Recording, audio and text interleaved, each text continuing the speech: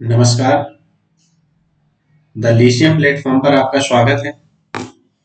जैसा कि आपको पता है, द लिशियम प्लेटफॉर्म पर यूजीसी नेट की तैयारी आपको कराई जा रही है और यूजीसी नेट विषय के रूप में सोशियोलॉजी आपको मैं पढ़ा रहा हूँ, यानी इम्तियाज खान।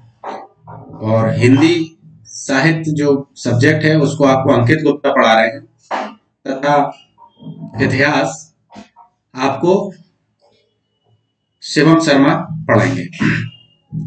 और यूपीएससी के लिए आपका जो मार्गदर्शन है वो डॉक्टर फयाज हुसैन कर रहे हैं। वो अभी भारतीय राजनीतिक व्यवस्था के बारे में आपको बता रहे हैं। इसके आगे हम चलते हैं। जैसे मैं समाजशास्त्र पे बात करूं तो मैंने आपको पहले वीडियो में आपको पूरा सिलेबस बताया था कि सोशियोलॉजी नेट का सिलेबस क्या है, कैसे पढ़ना है, किस यूनिट पे हमें ज्यादा फोकस करना है, किस पे कम करना है। इसके साथ हमने आपको अगस्त कॉम्टे के बारे में बताया और उसके बाद हमने हर्बर्ट स्पेंसर के बारे में आपको बताया था। क्योंकि ये क्या है कि प्रारंभिक थिंकर से हमें इनको पढ़ना जरूरी है, लेकिन आज से हम ये सिलेबस में जो दिया गया है, पहला जो थिंकर्स हमें पढ़ना है क्लासिकल सोशियोलॉजिकल ट्रेडिशन में जो पहले थिंकर्स हैं, हम इमाल दुर्खीम को आज पढ़ेंगे। इमाल दुर्खीम को पढ़ने के पहले मैं आपको, ये मेरा सामान परिचय है तो आप देख सकते हैं, और हम इमाल दुर्खीम के बारे में देखते हैं। इमाल दुर्खीम क्या कहते हैं, तो हम यहाँ पर देखेंगे कि जो इमाल दुर्खीम है, इनका जन्म 1858 को तथा मृत्यु 1917 को हुई थी। इनकी कुछ बुक्स हैं, अगर हम उन बुक्स पे चर्चा करें तो इनकी जो बुक आती हैं, सबसे पहले आती है division of labour in society 1893 में। इस पे ही दुर्खीम जी ने पीएचडी किया था। The division of labour, very important book, इसको आपको पढ़ना ही पढ़ना है। इसके बाद जो नेक्स्ट बुक आती है the rules of sociological method, IMP, जिसपे मैं आईएमपी लगा रहा हूं, यानी उसको आपको याद रखना ही रखना। The rules of sociological method में इन्होंने फंक्शनल जो थ्योरी है, फंक्शनलिस्ट जो थ्योरी है, उसके बारे में इन्होंने बताया था और यह बुक 1895 में आई थी। एक नेक्स्ट इंपोर्टेंट बुक है इमाल दुर्खीम की, the elementary form of religious life. यहाँ पर इन्होंने रिलीजन एंड सोसाइटी के बारे में बताया और ये कब आई पुस्तक, 1912 में आई। फिर नेक्स्ट बुक जो इनकी है सोशियोलॉजी एंड एजुकेशन। ये महत्वपूर्ण बहुत ज्यादा नहीं है, क्वेश्चन नहीं आते हैं, लेकिन फिर भी आपको याद रखना है, इस पे भी इंपोर्टेंट लगाइए। सोशियोलॉजी ऑफ फिलोसफी, ये भी आपको याद रखना है बुक इनकी। फिर एक बुक आती है इनकी जो महत्वपूर्ण है, द सोसाइटी 1897, इसको ऊपर रखना चाहिए। ठीक है, 1897 ये जो बुक है, इसको भी आपको याद रखना है और इससे खूब क्वेश्चन बनते हैं। फिर नेक्स्ट बुक है इनकी मोरल एजुकेशन। मोरल एजुकेशन 1925 में इनकी बुक आई। हम यहाँ पर एक बार इमाल दुर्खीम की फिर से किताबें देख लेते हैं। The division of labour in society, the rule of sociological method, the elementary form of religious life, sociology and education, sociology of philosophy, the society and moral education. हम यहाँ पर थोड़ी सी दुर्खीम की चर्चा करते हैं कि दुर्खीम के जो विचार हैं, दुर्खीम समाजशास्त्र को दो भाग में देखते हैं, या सोसाइटी को देखने के उनके नजरिया अलग अलग है, उनका पर्सपेक्टिव अलग है। वो समाज को देखते हैं फंक्शनलिस्ट व्यू से देखते हैं, प्रकारवादी नजरिए से देखते हैं। फंक्शन वाले व्यू से, प्रकारवादी दृष्टिकोण से वो देखते हैं अपने आप, मतलब समाज को। इनका पर्सपेक्टिव है। दूसरी, इन्होंने सोशियोलॉजी के बारे में क्या कहा और सोसाइटी के बारे में क्या कहा, हमें यहाँ पर ये भी देखना पड़ेगा।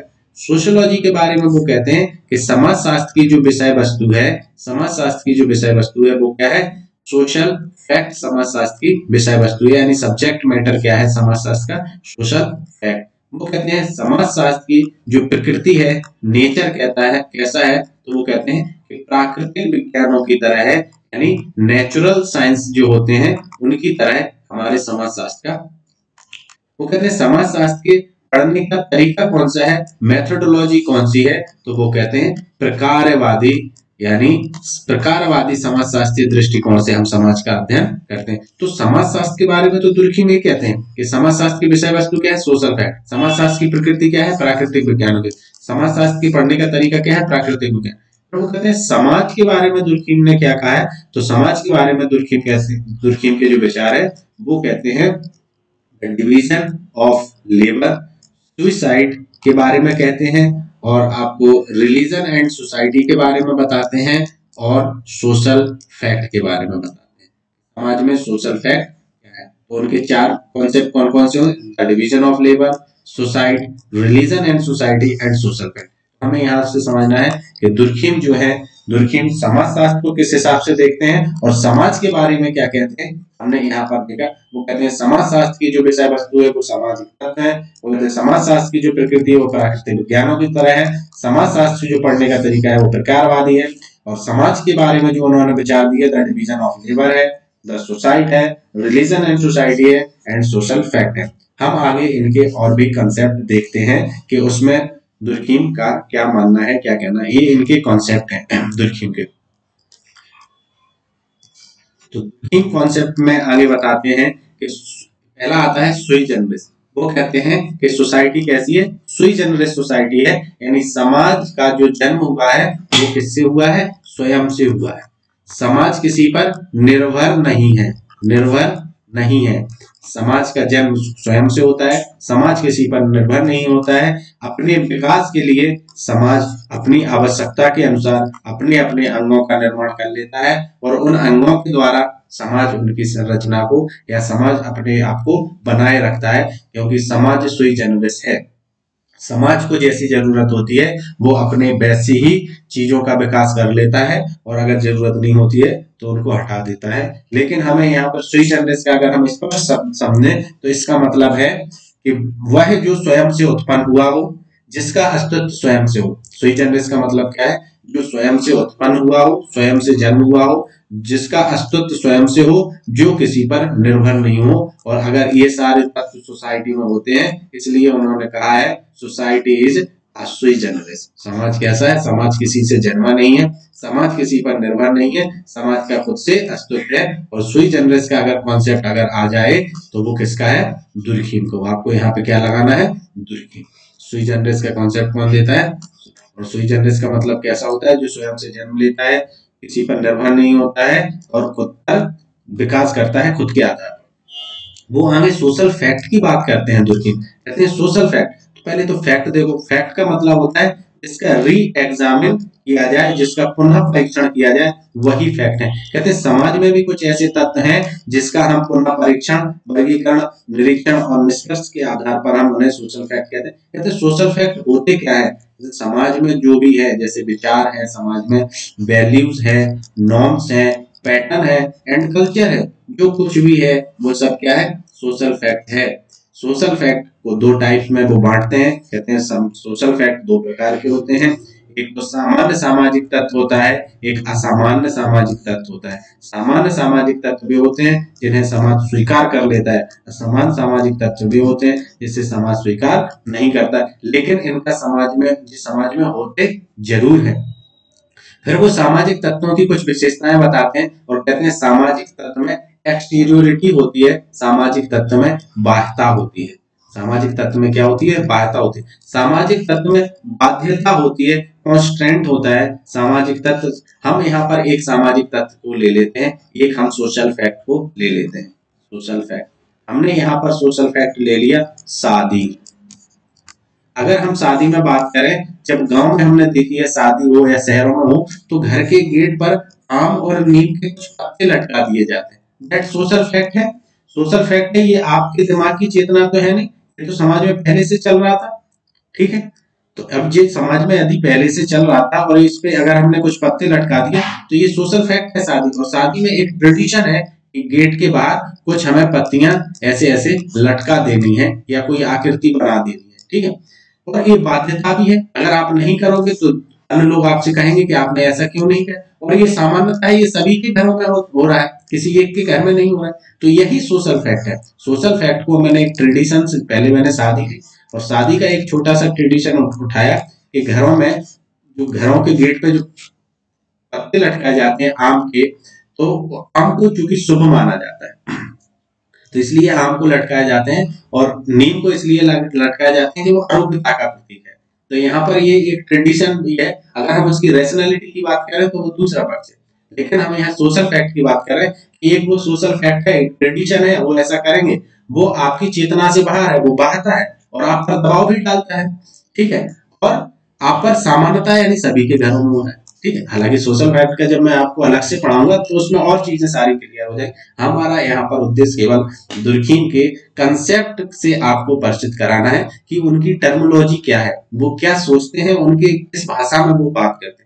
वो इंडिविजुअल कॉन्शियसनेस की बात करते हैं, वो चेतना की बात करते हैं। इंडिविजुअल कॉन्शियस आपके व्यक्तिगत विचार, आपकी व्यक्तिगत भावनाएं, आपकी व्यक्तिगत आदतें, ये क्या है, इंडिविजुअल कॉन्शियसनेस है। जब ये इंडिविजुअल कॉन्शियसनेस किसी एक बड़े समूह का प्रतिनिधित्व करने लगती है तो ये कलेक्टिव कॉन्शियसनेस में बदल जाती है। जैसे इंडिविजुअल कॉन्शियसनेस था कि सती प्रथा जो है वो कैसी है, खराब है।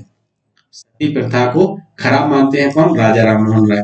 तो उन्होंने कहा जब सती प्रथा जो है वो खराब है तो ये इंडिविजुअल कॉन्शियसनेस था, लेकिन अब इसी वैल्यू को पूरा समुदाय मानने लगा, तो इसका मतलब है कि ये कलेक्टिव कॉन्शियसनेस बन गई, ठीक है। तो इंडिविजुअल कॉन्शियसनेस किसी एक व्यक्ति के विचार है, जब वही व्यक्ति के विचार पूरे समूह के विचार बन जाते हैं तो वो सामूहिक यानी कलेक्टिव कॉन्शियसनेस बन जाती है, व्यक्तिगत चेतना से सामूहिक चेतना में परिवर्तित हो जाती है। एक आता है कलेक्टिव रिप्रेजेंटेटिव। तो जो कलेक्टिव रिप्रेजेंटेशन होता है, सामूहिक प्रतिनिधान होता है, जैसे मैं यहाँ पर कुछ अक्षर लिख रहा हूँ आपको ओम, कुछ अंक लिख दिए मैंने 786, एक मैंने साइन बना दिया, ये देखिए, ठीक है। तो हमने देखा कि ये किसी एक विशेष समूह का प्रतिनिधित्व कर रहा है, विशेष समूह इसको सेम संदर्भ में लेते हैं, इसमें भी कोई एक विशेष समूह इसको अच्छा मान रहा है और इसको भी कोई एक विशेष समूह अच्छा, तो यानी ये विशेष समूह का प्रतिनिधित्व करने वाले चिन्ह हैं, प्रतीक हैं, सिंबल हैं। तो इसको हम क्या कहते हैं, कलेक्टिव कॉन्शियसनेस कहते हैं। जब किसी चिन्ह में कलेक्टिव कॉन्शियसनेस जब किसी चिन्ह के रूप में परिवर्तित हो जाती है तो हम उसे कलेक्टिव रिप्रेजेंटेशन कहते हैं। जैसे हम यहाँ बात करें फ्लैग की, तो ये जो फ्लैग है, ये फ्लैग हम सभी भारतीयों का है, ठीक है। इसमें हम सबकी कलेक्टिव रिप्रेजेंटेशन करता है। जब ओलंपिक में हमारा कोई झंडा लहराता है तो हमें लगता है ये सब हमारा प्रतिनिधित्व हो रहा है, क्योंकि इसमें सामूहिक पूरे देश का ये प्रतिनिधित्व यहाँ कर रहा है। ये किसी विशेष समुदाय का प्रतिनिधित्व, तो ये भी कलेक्टिव रिप्रेजेंटेशन। ये सारे सिंबल जो होते हैं, भाषा जो है वो कलेक्टिव प्रतिनिधित्व है, भाषा भी किसी एक विशेष समूह को के बारे में बता रही। फिर वो आगे दुर्खीम का जो महत्वपूर्ण इंपोर्टेंट जो कॉन्सेप्ट आता है उसमें अगर हम देखें तो आता है उनका द रिलीजन वाला। रिलीजन के बारे में वो कहते हैं, देखो वो कहते हैं sociology is the science of collective representation.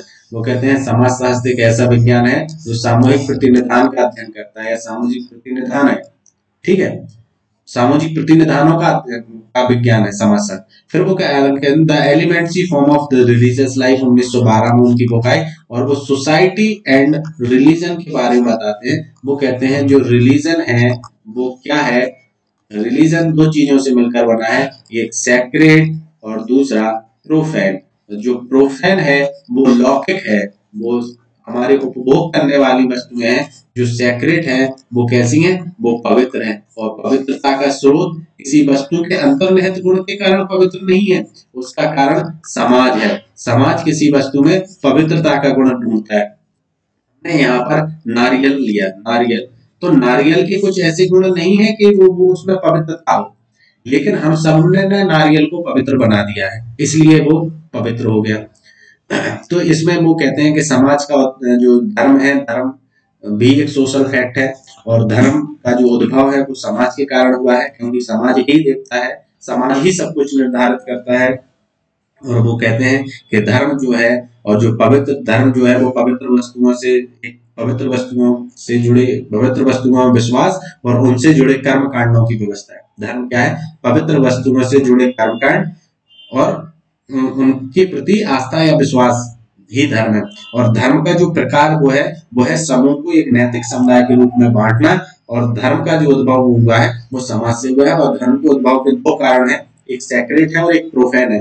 जो सैक्रेड होता है, सैक्रेड का मतलब पवित्र है, और पवित्रता का स्रोत समाज है। समाज जिसमें पवित्र मान ले वही पवित्र है, समाज जिसमें पवित्रता का भाव ना देखे वो अपवित्र है। उदाहरण के तौर पर हम देखते हैं, जैसे एक कागज, एक कागज ही है वो जिस पर अखबार आता है। हम उस अखबार पे लेटते भी हैं, बैठते भी हैं, पढ़ते भी हैं। हमने वहां सरस्वती का वास नहीं देखा हमने उस अखबार में, लेकिन यदि हमने कॉपी पर अगर कुछ लिख दिया, हमारे सिलेबस का कुछ लिख दिया, तो हम उसमें सेक्रेट का भाव देख लेते हैं, जबकि कागज वही है, अखबार वही है, लिखा उसमें भी है, लिखा यानी सेक्रेट का जो कारण है वो हम खुद किसी चीज में स्थापित करते हैं तो वो चीज सेक्रेट हो जाती है। यदि हम उस चीज में वो भावनाएं नहीं रखते हैं तो वो प्रोफेन होती है और लौकिक होती है। ठीक है, यहाँ पर क्लियर समझ में आ गया। तो जो रिलीजन है, रिलीजन का जो बताते हैं, ये तो मैंने बताया कि रिलीजन क्या है। वो टोटेमिज्म की भी बात करते हैं, टोटेमिज्म की भी बात करते हैं। और ऑस्ट्रेलिया के जो अरुंडा ट्राइब्स थी वहां पर इनने अध्ययन किया और फिर वहां पे रिलीजन की थ्योरी निकाली। आगे हम देखते हैं द डिवीजन ऑफ लेबर, ये किसका है, ये है द डिवीजन ऑफ लेबर। वो बताते हैं दो प्रकार के होते हैं, normal division of labour, abnormal division of labour, pathological division of labour. सामान्य श्रम विभाजन और व्याधिकीय या विसंगतिपूर्ण श्रम विभाजन। और वो कहते हैं ये भी दो प्रकार के होते हैं, एक फॉर्मल होता है और एक एनोमिक डिवीजन ऑफ लेबर। फिर आगे वो इस पे पीएचडी किया था दुर्गेंद्री ने, द डिवीजन ऑफ लेबर का। जब हम डिवीजन ऑफ लेबर को पढ़ेंगे तो इसमें हम चीजें और भी ज्यादा क्लियर हो जाएंगी। फिर हम आगे देखते हैं उनकी द सुसाइड थ्योरी को। तो द सुसाइड में वो बताते हैं, द सुसाइड थ्योरी में लिखते हैं, इन्होंने क्या किया था, द सुसाइड के पहले 26,000 आत्महत्याओं का क्या किया था, अध्ययन किया था, और सांख्यिकी के आधार पर बताया था कि सुसाइड क्या होती है। और इन्होंने बताया कि सुसाइड 4 प्रकार की होती है, एक ईगोइस्टिक सुसाइड होती है, एक अल्ट्रुइस्टिक सुसाइड होती है, एनोमिक सुसाइड होती है, और एक फैटलिस्टिक सुसाइड होती है। जो ईगोइस्टिक सुसाइड होती है, अहमवादी जो आत्महत्या होती है, ये मॉडर्न समाज में होती है। जो अल्ट्रुइस्टिक सुसाइड होती है, जो परार्थवादी जो आत्महत्या होती है, ये परंपरागत समाजों में होती है। जो एनोमिक सुसाइड होती है ये मॉडर्न सोसाइटी में होती है। फैटलिस्टिक सुसाइड होती है, फैटलिस्टिक का मतलब होता है भागवादी, ये परंपरागत समाजों में होता है। एनोमिक ये आधुनिक समाज में होता है। विसंगतिपूर्ण आत्महत्या होती है। जब हम आत्महत्या को पढ़ाएंगे तो इनको बहुत डीप में जाके पढ़ाएंगे और आपको क्लियर समझ में आ जाएगा। अब हम बात करते हैं सॉलिडरिटी की। तो वो कहते हैं सॉलिडरिटी जो है वो 2 प्रकार की है, एक मैकेनिकल सॉलिडरिटी है, एक ऑर्गेनिक सॉलिडरिटी है। क्या है, सॉलिडरिटी आर 2 टाइप्स है,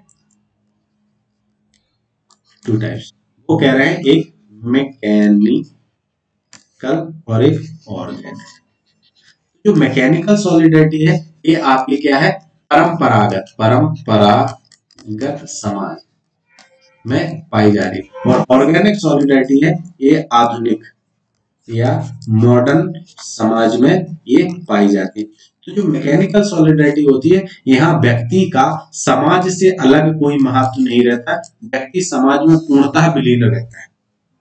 समाज जैसा कहता है व्यक्ति वैसा ही करता है। जबकि यहाँ पर जो ऑर्गेनिक सॉलिडरिटी होती है, यहाँ पर थोड़ा व्यक्ति का अपना चेतना तो यहाँ भी होती है, लेकिन व्यक्ति यहाँ पर क्या होता है, निर्णय लेने की उसकी अपनी क्षमताएं होती हैं, क्योंकि यहाँ पर ऑर्गेनिक सोसाइटी होती है।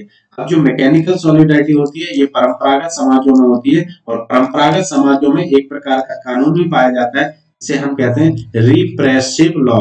रिप्रेसिव लॉ का मतलब है कि समाज में जो कानून है, अगर कोई व्यक्ति अपराध करता है तो वो अपराध किसी एक व्यक्ति के खिलाफ नहीं है, वो पूरे समुदाय के खिलाफ है, वो पूरे ग्रुप के खिलाफ है, वो पूरी कम्युनिटी के खिलाफ है। हमने देखा है कि गांव जो होता है वो हमारा परंपरागत समाज है। यदि किसी व्यक्ति ने किसी अन्य जाति में ब्याह कर लिया या किसी अन्य जाति से कुछ कर लिया तो उसे पूरी जाति से बंद कर देते हैं, क्योंकि वो मानते हैं कि ऐसा अपराध पूरे समूह के विरुद्ध अपराध है, ना कि किसी एक व्यक्ति। शहरी समाज में ऐसा होता है तो वो कहते हैं कुछ नहीं भैया, आपका अपनी लाइफ है, आप करो। तो यहाँ पर जो अपराध होता है, अपराध हालांकि शादी करना कोई अपराध नहीं है, मैं उदाहरण दे रहा हूँ।